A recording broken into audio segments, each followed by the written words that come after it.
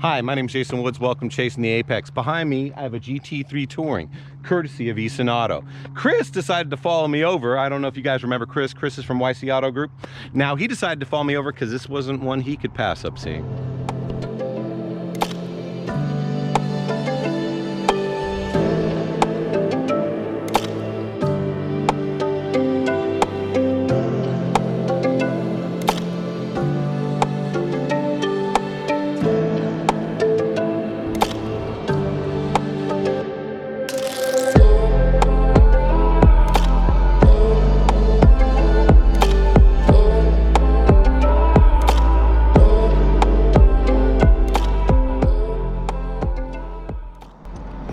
So a standard GT3 is, like I said, it's pretty shouty. It's got the big wing on the back, and it usually has GT3 graphics written across the side. And it comes with paddle shifters, and it's primarily a track day car. And Porsche built this in response to all the demand, the pent-up demand for the 911R and for a car with an actual 6-speed manual. Hi everyone, welcome back to Chasing the Apex. I'm Bill from Easton Auto Works, and today I brought a 2018 GT3 Touring from Porsche for Jason to drive and for us to check out. And the GT3 Touring is a pretty special car. The GT3 Touring is a special car because it's a GT3, but it's more civilized and it's less shiny. Oh my God! Ah, what a monster! Oh my God!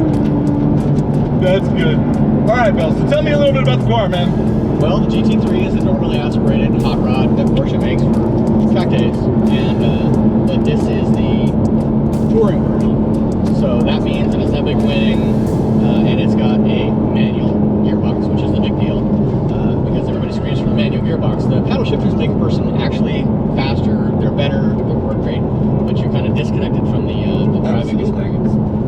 So you get the... You hear me complain about that all the time, right? You know, I prefer the manual transmission.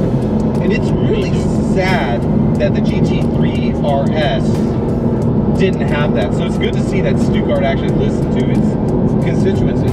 Yep, absolutely. Now, this is going to be pretty rare, because I've seen lots of GT3 RSs. I've never seen one of these. Yeah, the GT3 Touring, I'm not sure how many to date. I think it's maybe about 3,000. You had to be on the waiting list and be willing to pay over sticker price, but this customer got it through back channels, so he didn't have to do all that. But it's still a fairly expensive endeavor, and there's still time because they don't build them. They don't build them until you have it spec'd out. That makes perfect sense. So you're literally building a special order. Absolutely. And this one came in like that beautiful Porsche gray. I mean, let's face it, all Porsches are gray. But this one looks really, really pretty. It's really subtle. It is. It's beautiful in a subtle way. You know, other than the aero up front, it's almost indistinguishable from a 911 for the untrained eye. That's correct. So, I mean, there's some beauty in that, because that subtleness you're talking about, that it adds to the elegance of what it is. I mean, you don't need to be a bragger. You need to show. You need to go, oh my God.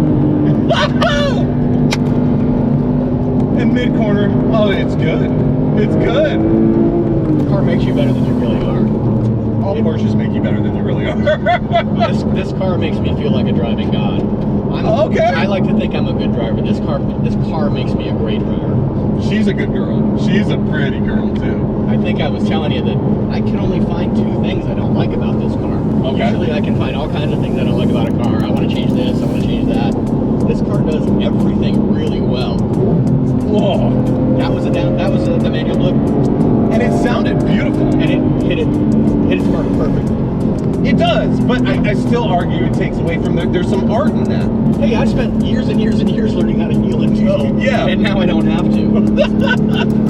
Like I said, this car makes you a better driver than you really are. So somebody who doesn't know how to heel and toe can get in this car and shifts, and the chassis doesn't get upset. And it's one more thing that you don't have to worry about that takes your focus on where the car goes. And it's so abstract, it's so different than the GT4, where you could, I mean, the bolsters in this are very high. You could drive in this for hours comfortably and not be as worn out. Yes, as that's something the whole like idea. Okay. So Bill has lost his mind, and he's gonna let me drive, but I'm gonna be very, very, very careful. So normally the way you would normally see me drive is like a complete knucklehead. However, every time I'm with Bill, he always brings me these really expensive toys that I have to be very cautious with. And he's gonna tell me stop driving like a grandmother, I know, but there's a reason I do it. Well, you're officially a grandpa now, so. I am officially a grandpa now. Oh. I like it, I like it. So we're just gonna trail just a little. Okay. And there's that rev matching. So when we do that, right? Bill and I were just talking about it. It is nice. It is nice because you can literally mess it up all day long, and it's going to take care of it for you. And it does it so naturally, that auto rev matching, that it doesn't upset the chassis at all. You know what I mean? So your entry speed is really, really good. Yep, and then the way it just hits the RPM exactly with the speed you're at. It's really amazing. It really is. It's a wonderful piece of technology. But there's got to be a way to turn it off for guys like me, for guys like you that might want to play. I'm sure there is, and I'm sure it's in the manual, but one would have to read the manual in order to do that. That's true. I have not read the manual in this car. I'm guilty as charged. Well, it's a brand new car. More or less. I mean, in my mind, you know, it's a 2018, right? So in that is a brand new car. And Porsche seem to like, their lifespan seemed to be longer than any other sports car. I agree, yeah. You know, whereas, you know, it's funny because you used to say to me when I bought the Alpha, you know, one dates an Italian girl, one marries a German girl. and there's some truth in that. You know, the longer I own the Alpha, the more I understand that. Not a lot goes wrong with her, but sometimes she's just temperamental. Yeah. I really like the gauges. I really like the size of them, and I really like how digital they are. Go ahead. Here, watch this. Do that, and then get different. That's my favorite one. Oh, it's got a G-force meter. It's got a G-force meter. Yeah, that's my favorite one. I had it on the gauges so you can see what the temps are, but the temps don't change very much. Once you get the car up to temp, it stays really where it is. But the G-meter is really cool. Now, I'm not pushing this very hard, and I don't want to push it very hard, but this is like, God, this is good. You know, and you guys hear me say that all the time. It's really, really good. Well, it's because it's really, really good. What else am I going to say, you guys? I mean, let's be realistic here.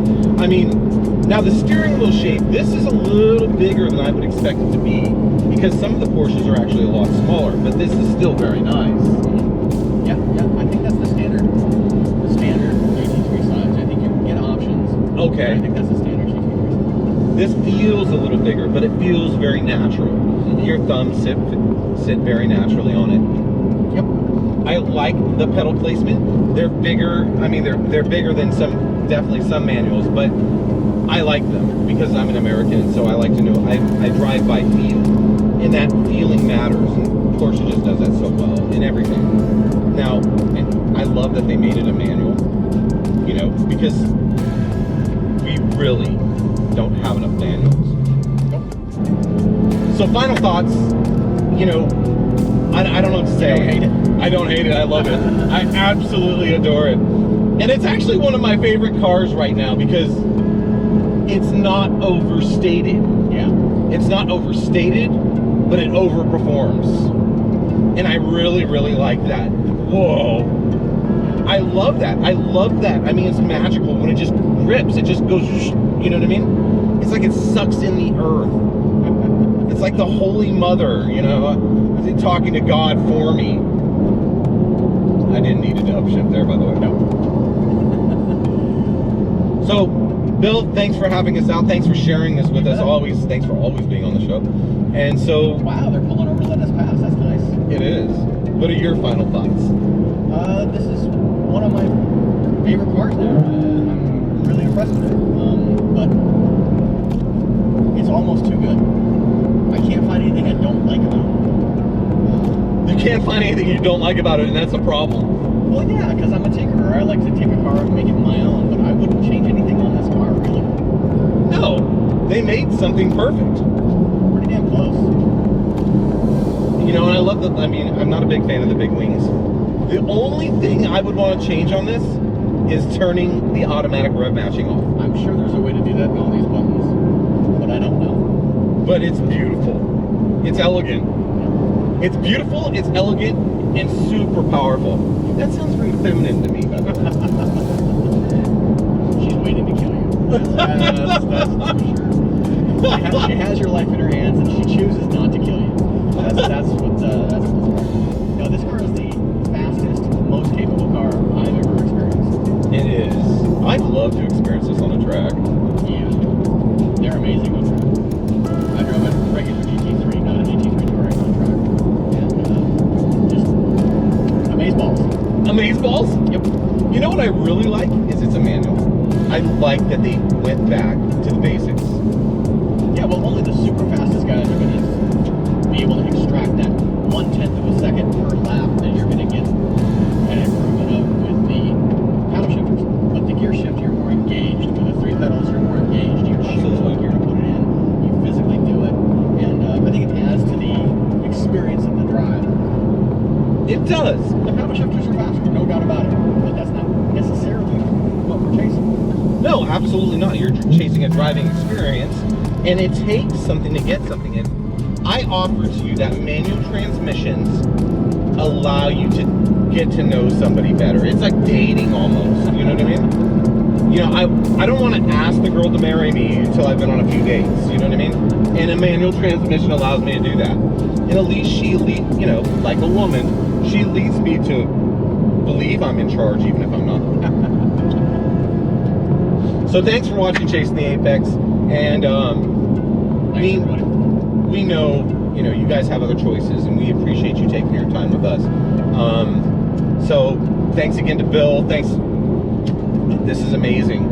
Tell who's ever got this that they are a very, very lucky man. They have Mandy. I will. I'll do that. So we'll see you next week. Yep. We didn't get to talk about sponsorship. Go for it. So thanks for watching Chasing the Apex. As always, we're grateful for your time. We'll see you next week.